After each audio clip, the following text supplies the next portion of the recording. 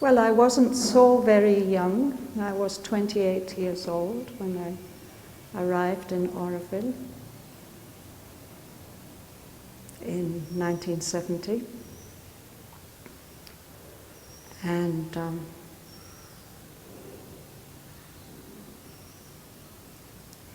I come from a family of teachers, but I never wanted to be a teacher. Nevertheless, when I left the university, I found that I had to do some teaching. So when I arrived to join Auroville, in those days there was an application form to be filled in, and that application form would be sent to the mother in the ashram with a photograph of the person who was applying. And when that form was filled in and you had your photograph, there were 3 different people to whom it could be given. They were called the Comité Administratif d'Auroville. They were 3 people. One of them was the mother's son, Monsieur André, and another was Navajat, one of the disciples, who was the chairman of the Sri Aurobindo Society, which was the in charge of the whole project of Auroville at that time. And then another person was Roger Anger, who the mother had appointed as the architect of Auroville. And somebody advised me that I should take my form and meet Roger Anger. And so I gave it to him, and he had a look at it. And then he immediately said, "Oh, you have worked with children.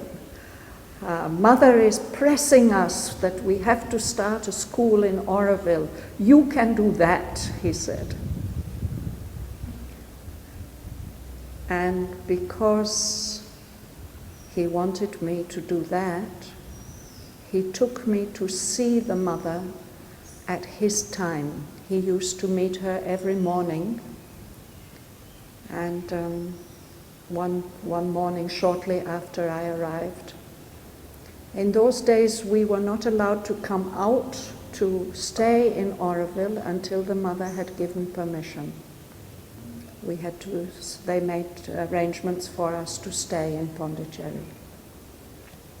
It was quite strictly controlled who lives in Auroville. Mother had to decide. So he took me to see Mother at his time. He went in front of me, and he must have given her some background about me.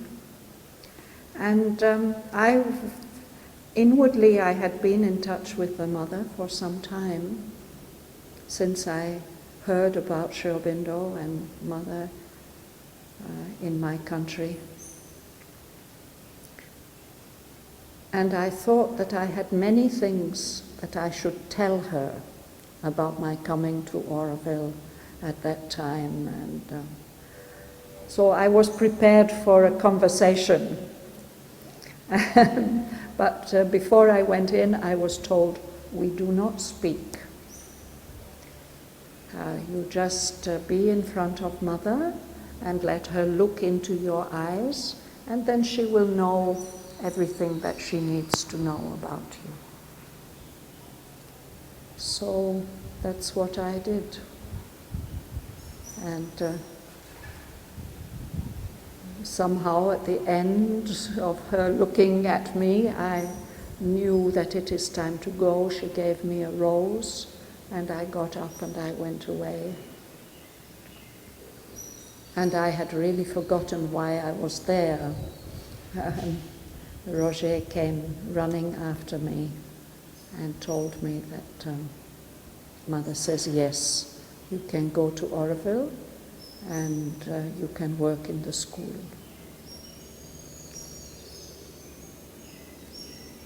So that very day itself I was able to come to Auroville, to Aspiration, It was the first major community. There were some small scattered communities here and there, but that was the first major community. And they were expecting me. Somebody came out to meet me. And I was relieved to find that I did not have to start a school. I'd been thinking that Mother knows who I am. She's looked at me. She must know what I can do and what is the right thing for me to do and what I cannot do.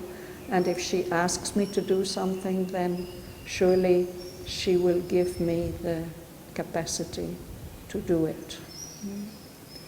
But I was relieved to find that I did not have to start a school, because there were already a couple of young people there who were holding classes for the children who lived in that community, in aspiration, young children. But shortly after that, in December 1970, the first official school in Auroville was opened, Aspiration School, opened on the 16th of December 1970. And I, along with those other young people and other people, we were there on that first day to welcome the children. When the school was opened, the mother had been asked what would be the languages that would be taught in the school. This was an important question, because when our children arrived, the first 35 children arrived, and we were perhaps 12 or 15 young adults to meet them, perhaps we had 50 different languages between us. So the whole of the first year of the school was spent in finding ways of communication. But she had said that English would be taught as the international language, Tamil as the local language, French.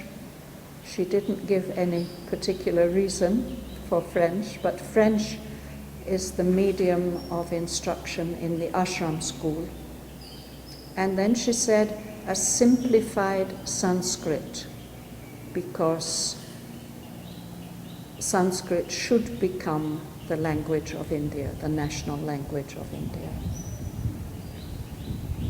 A simplified Sanskrit, she later explained, it means that there are words of Sanskrit origin in all the languages of India. So it shouldn't be a classical, scholarly kind of Sanskrit. It should be a Sanskrit that everybody can understand, whatever part of India they come from.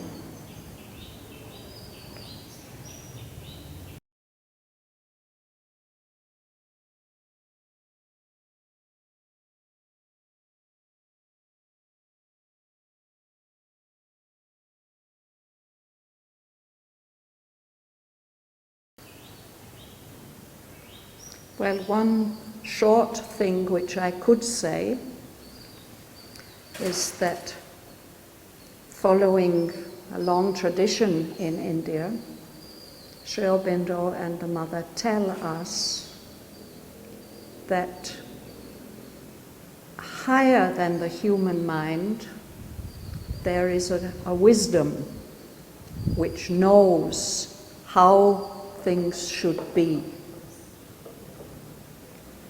And that in nature there is a will which is much stronger than our ignorant human will. So she has said it is that wisdom and that will that we want to serve. We want to offer ourselves to serve that higher wisdom and that deeper will which is in nature.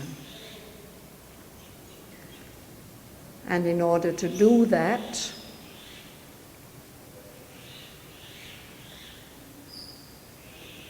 some kind of self-discipline, voluntary self-discipline, will help us in that effort. Some psychological self-discipline. So that psychological self-discipline is called yoga. In many countries, yoga is understood as a series of exercises which are very good for your body, perhaps. In India, it is known that that kind of yoga is one kind of yoga which has been developed as a way of preparing the body so that it will support, or at least not be an interference, if we want to follow these higher psychological self-discipline. The body should be calm and under control and able to support the inrush of higher energies and so on. So Hatha Yoga is a preparation for that. Breathing exercises, pranayama, are a help for that. But the goal of all Indian yogas is, we can say, liberation. That is to say, liberation from this limited, ignorant state in which we human beings find ourselves. And that liberation should come through union.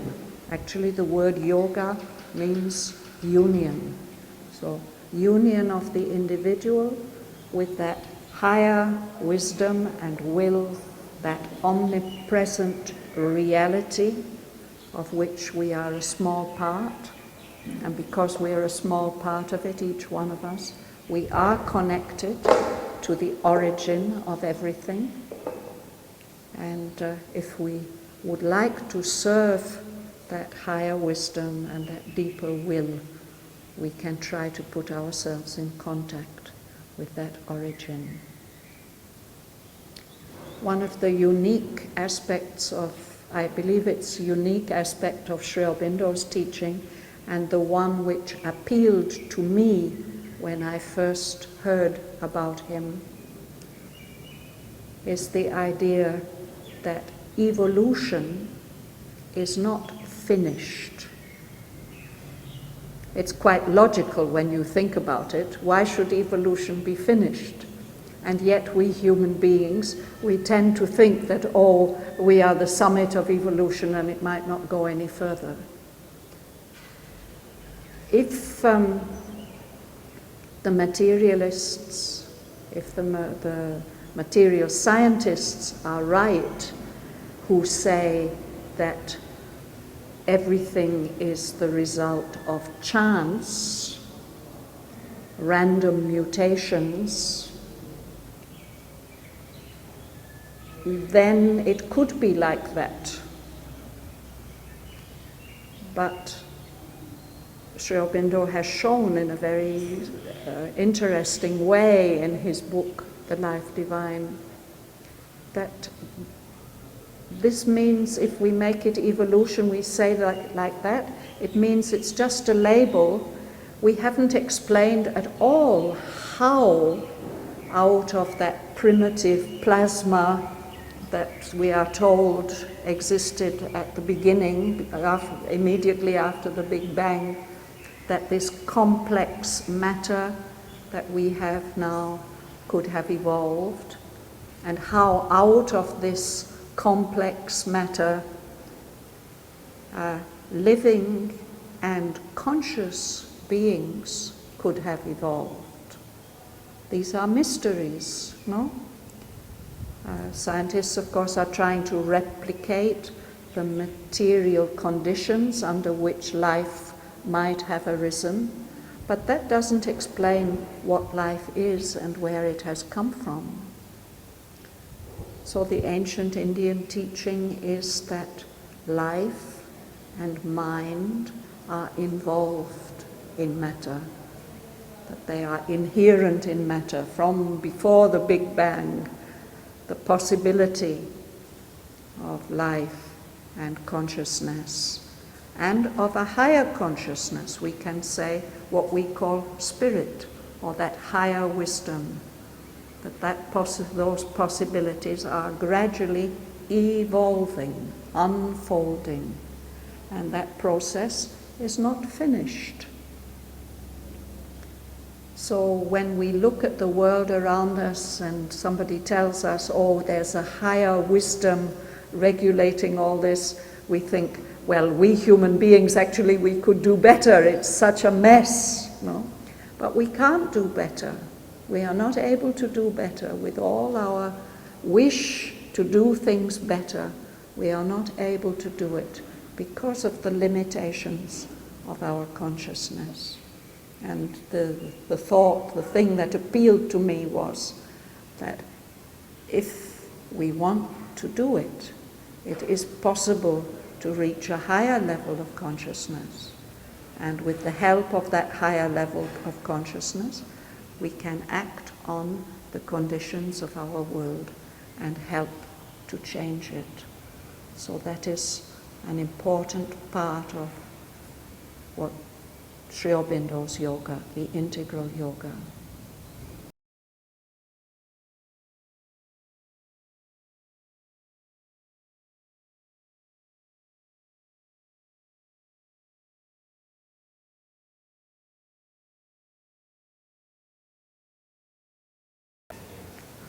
I think what we have to do is to try to find that part of our own being which is connected with the origin.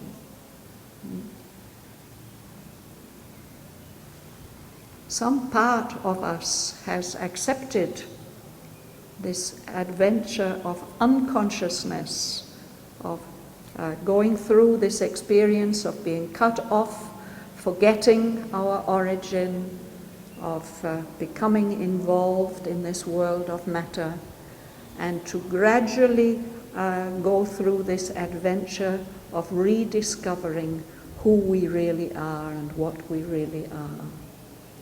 And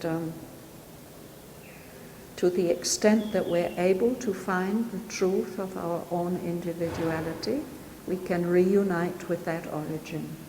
That is what spiritual people in all countries, in all ages, have been trying to do. But because they didn't have this evolutionary perspective, they had the idea that it's impossible to change this world the way that it is. We have to become fit, that we can rise to a higher level of consciousness, a heaven or a world or a nirvana, a state, and then we will leave this world. And Sri Aurobindo says, what a pity.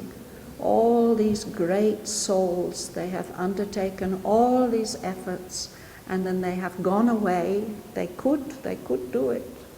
And they've left the world just as it is. But what was the intention of this involution in the first place? Wasn't there perhaps the intention for a fulfillment in the material world? So if that is what we are aiming for, we still have a long way to go on our adventure and our journey. And then it would be good if people who believe in that higher harmony, if something in you has given you the conviction, the experience that there is a oneness, there is a higher knowledge, there is a higher state, you would accept to stay in the world and be part of the world and to make a connection, a living connection between the two, between the higher state and the present state. So Auroville has been created to give us that opportunity. After all the experiments that Sri Aurobindo and Mother did in their ashram, they felt that it was time to spread the experiment in an international township which would welcome people who were willing to make that effort towards a better future for the whole of humanity and for the whole earth.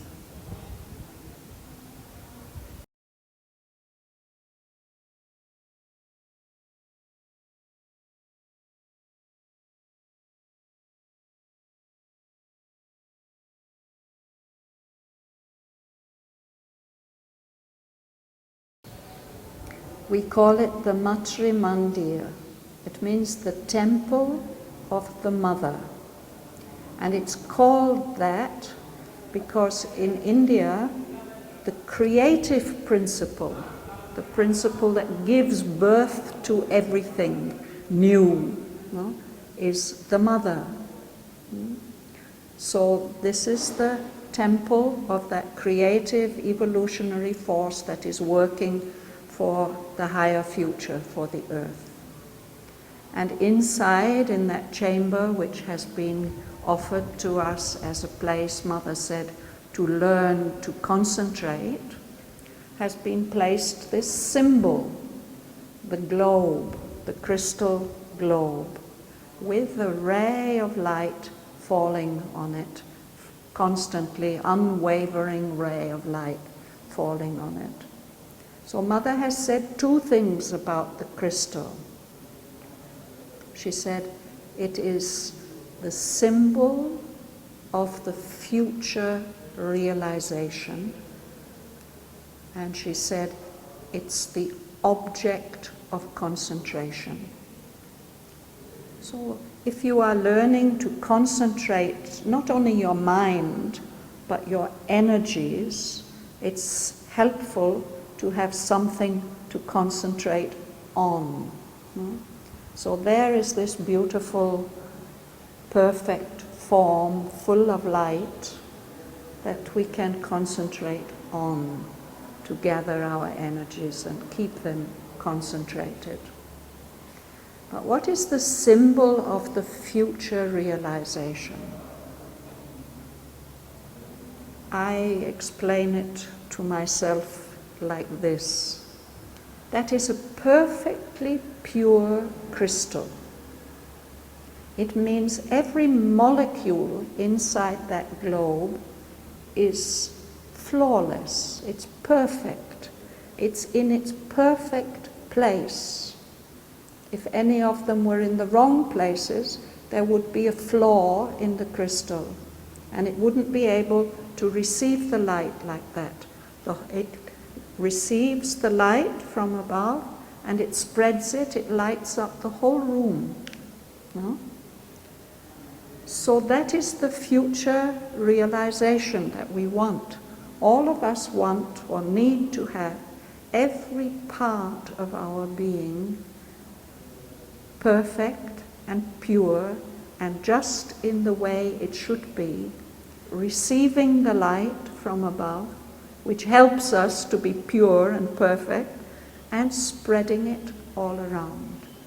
And then the whole world could be like that crystal, receiving the higher light, spreading it, everything in harmony, every individual within the whole feeling in their right place and their right relation with all the other parts.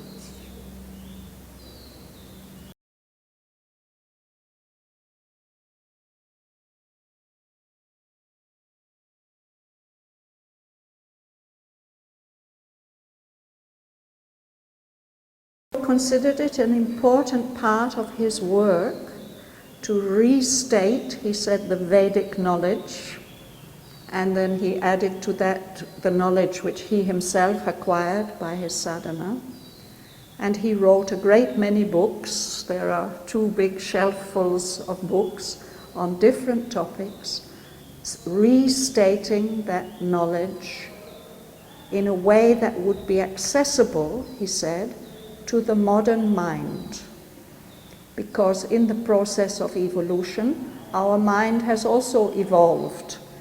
It's difficult for us to go back to the time of the Vedas or even the Upanishads or the Gita and think like people thought at that time. but there's something in those old writings which has something to tell us today, the insights that those highly developed people had at that time. So he undertook that work of restating. And most of his books, including his essays on the Gita, his writings about the Veda and the Upanishad, his writings on social psychology, on history, on all kinds of different topics, even on poetry and so on. These are addressed to our reason, because he says man is a mental being, and at our present stage of development, the reason is the highest faculty that we have, and if we want to change anything in our lives, in our nature, if our reason is convinced about it, that will help us. If the reason doesn't understand what we are trying to do, it will be very difficult.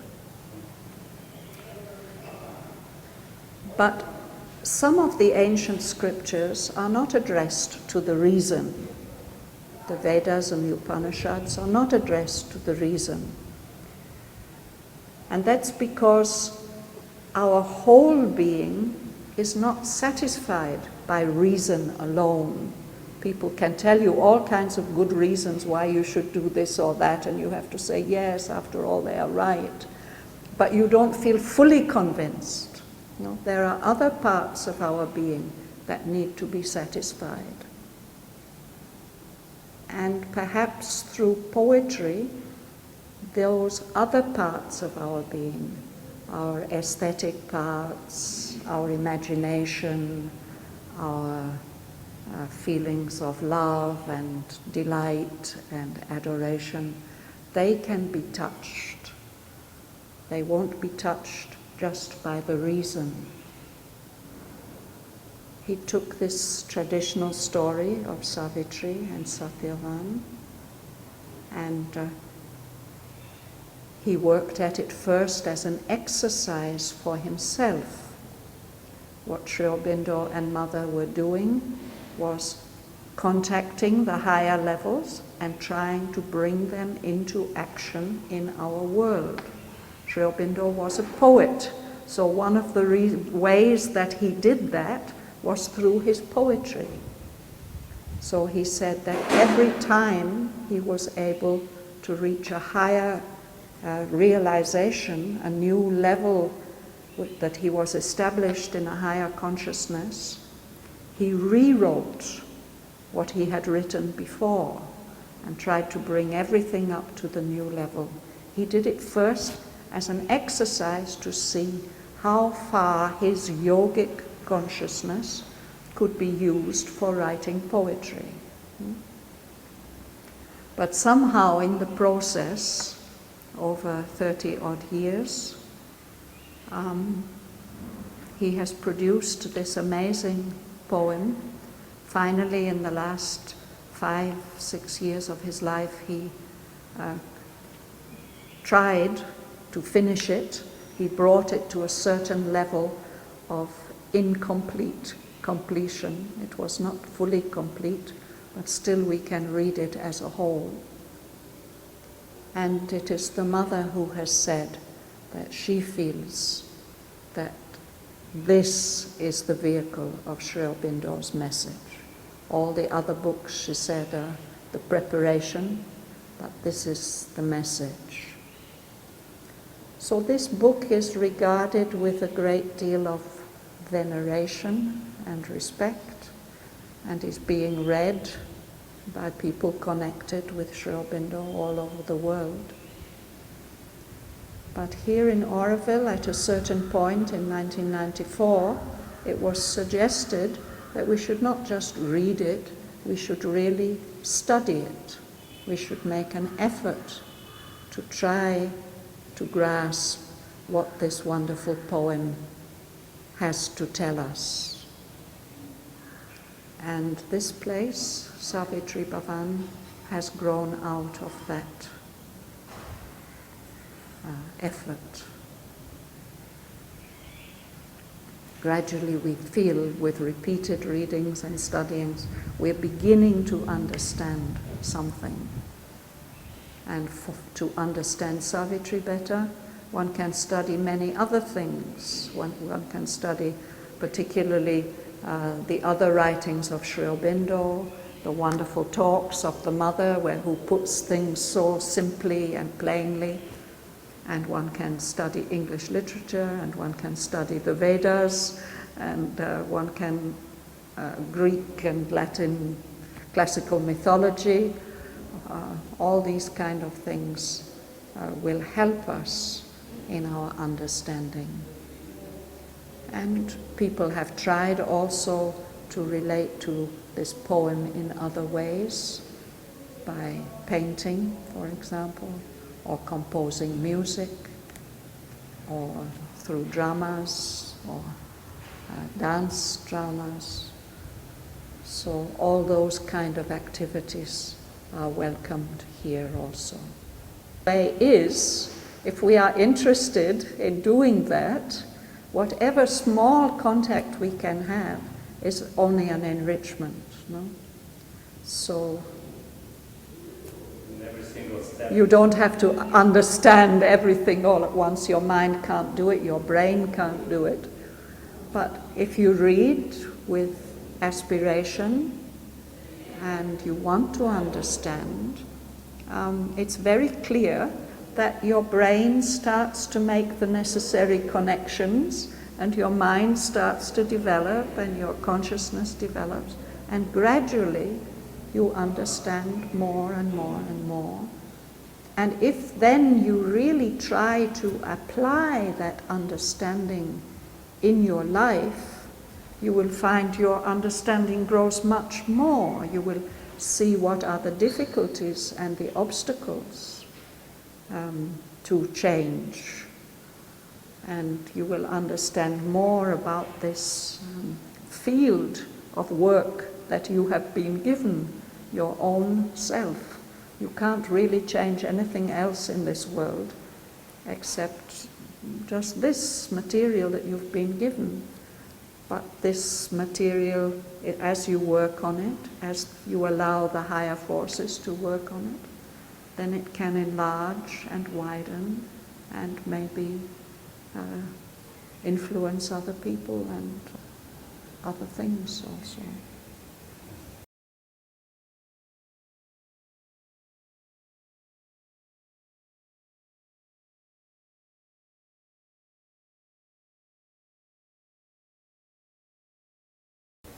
Well, it's very interesting that you are recognizing something meaningful to you.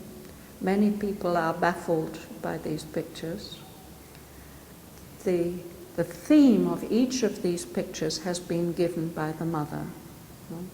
She was trained as an artist, but by the time that these pictures were started, the painting of this series in 1961, she was no longer painting.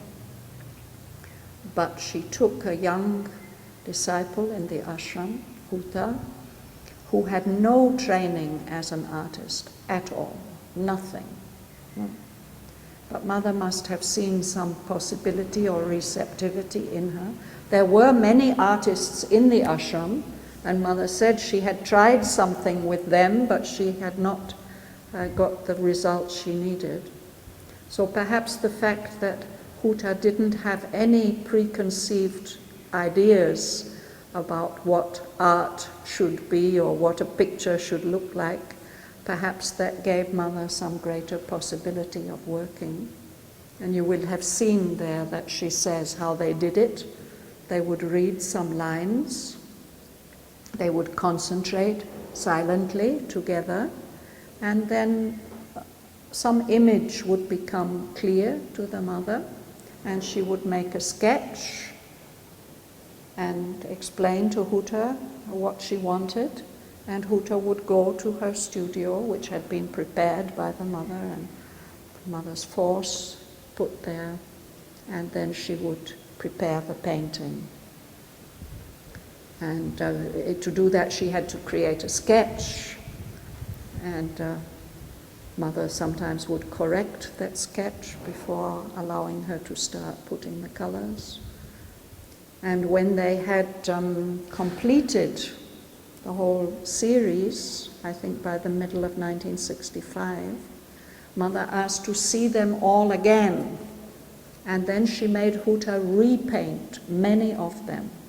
So many of the all the paintings of Book 1, we have them in two versions, the original version and the second one.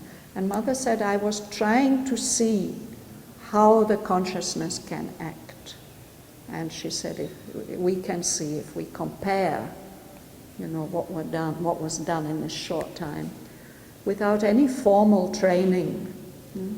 It's really very, very interesting.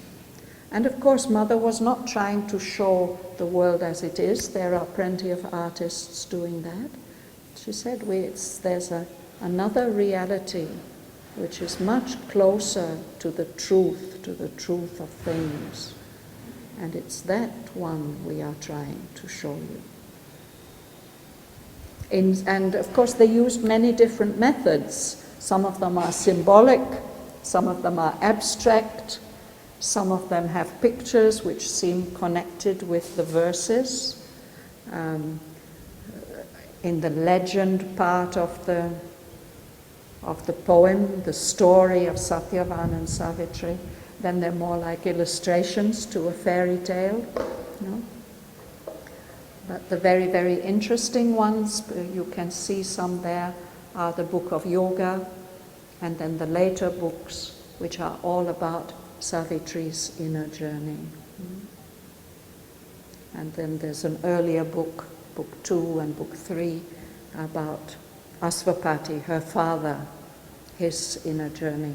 So these tell us many things about the inner worlds, or about our world.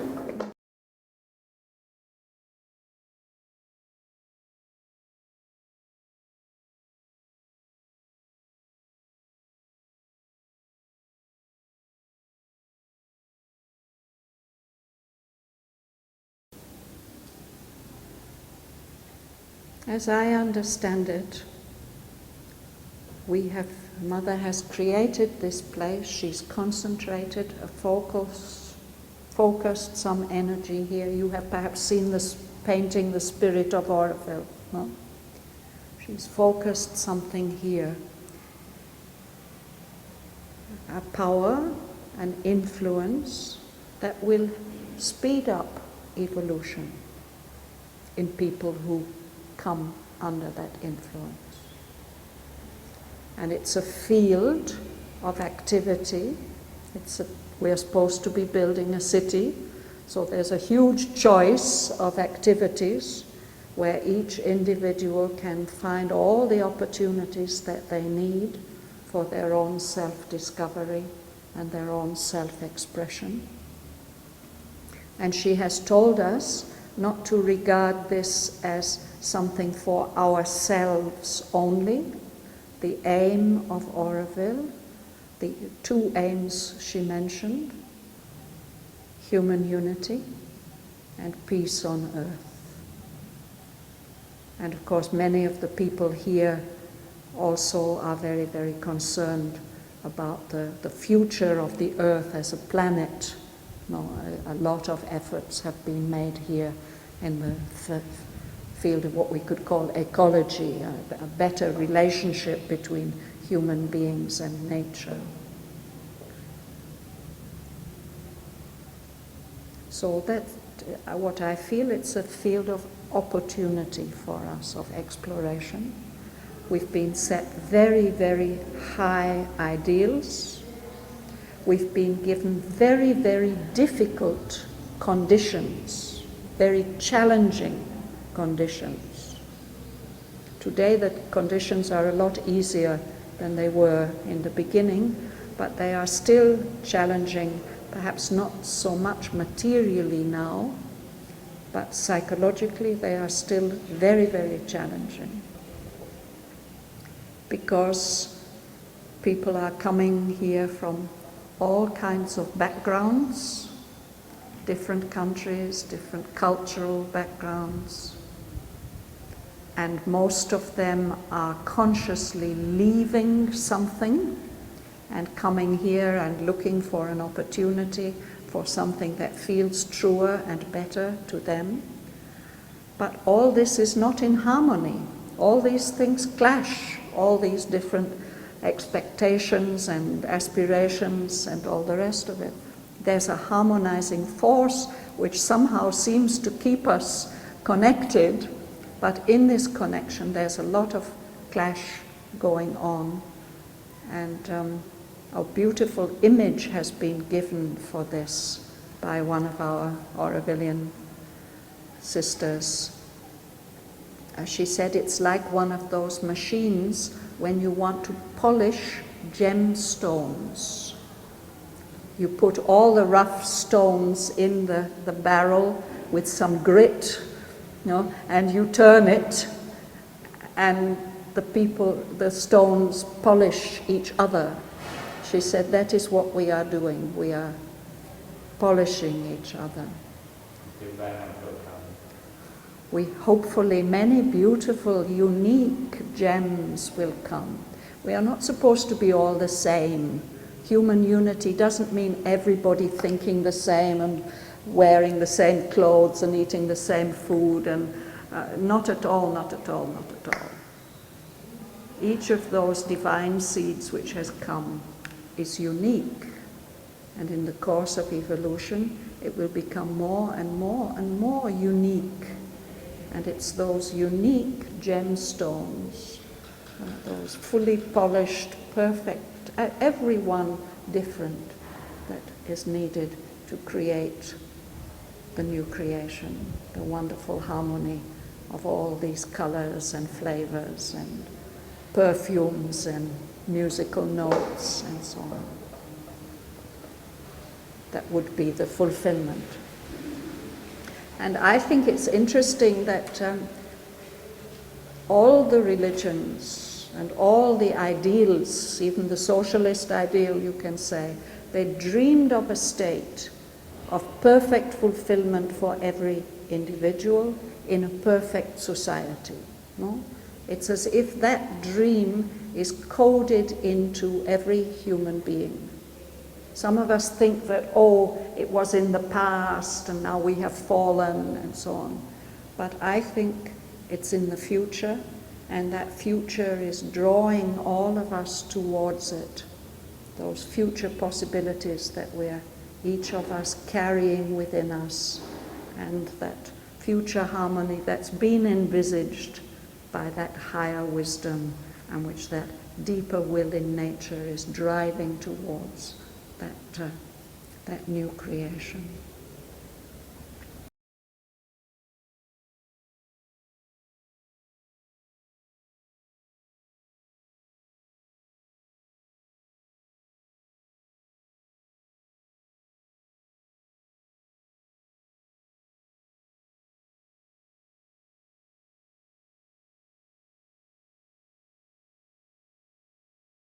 Yes.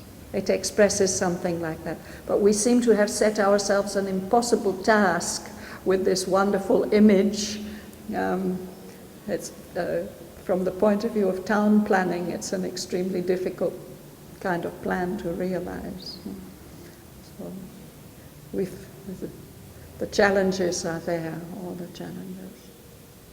And one thing more I should mention, that from this evolutionary point of view, Sri Aurobindo explained to us that so far the whole history of humanity has been dominated by what he called the overmind. It's a highest form of mind, but it suffers from the characteristic of mind, which is separation, division. Mind divides, analyzes, explores things separately. It's almost impossible for mind to see things really as an organic whole. We can put things together like a jigsaw puzzle, And in fact, our mind is always trying to do that. But he says the next power after mind that would come, he calls it supermind, beyond mind. This has that power of harmonization, of creating oneness, harmony between many, many, many different elements. And so that was what he devoted his whole life, and the mother devoted her whole life to bringing that power into operation in the earth atmosphere. And that's the unique contribution that Sri Aurobindo has made among all the great teachers.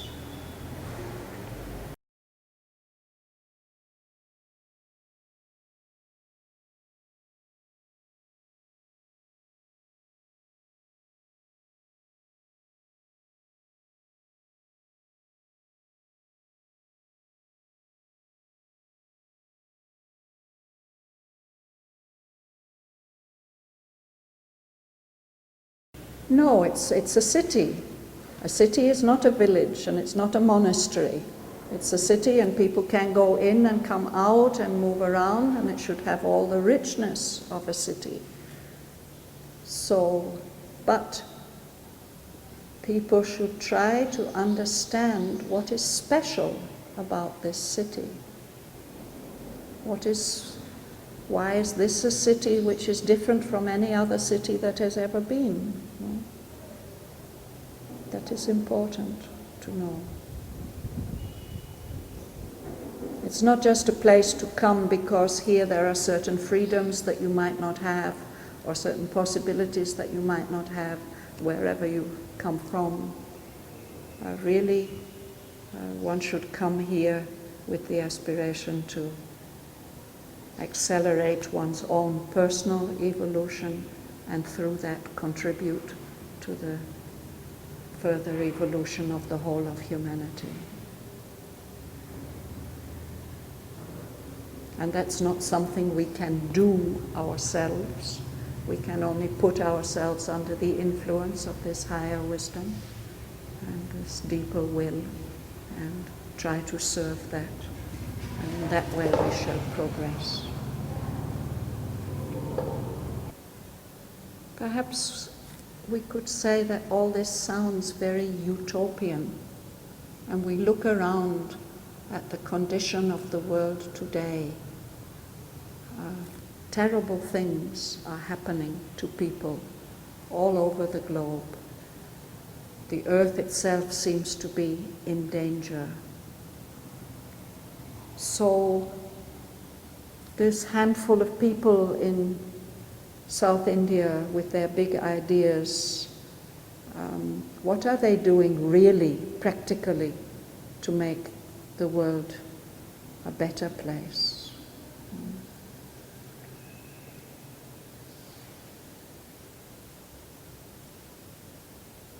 Mother, of course, welcomed everybody who has the goodwill, she said, to work for a better tomorrow. But some of us feel that the way that Sri Aurobindo and Mother have shown us is the only way that can really work. Everything that anybody does out of love for humanity, any wish to serve,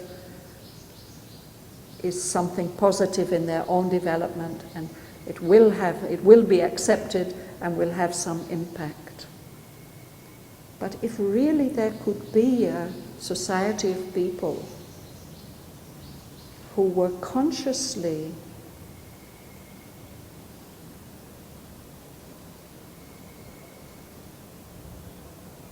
undertaking this psychological self-discipline and living it out in their life, and they could create a new kind of society, a society that's devoted to higher evolution. So it doesn't have to be here. It could happen anywhere, But this place has been created for that. It's the opportunity that's offered.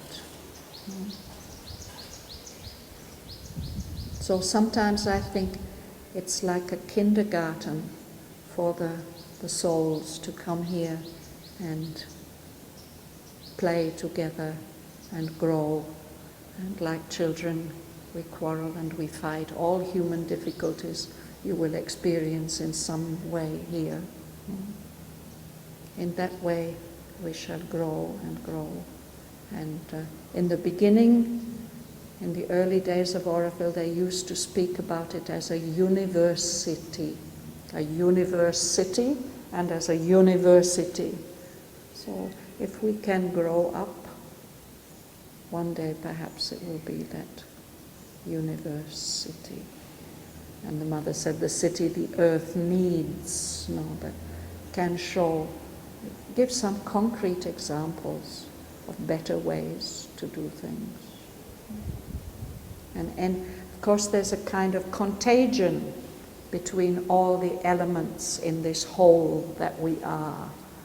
So any real progress that is made in any individual will have its impact on the whole. But if there's a lot of individuals together and they all are progressing, then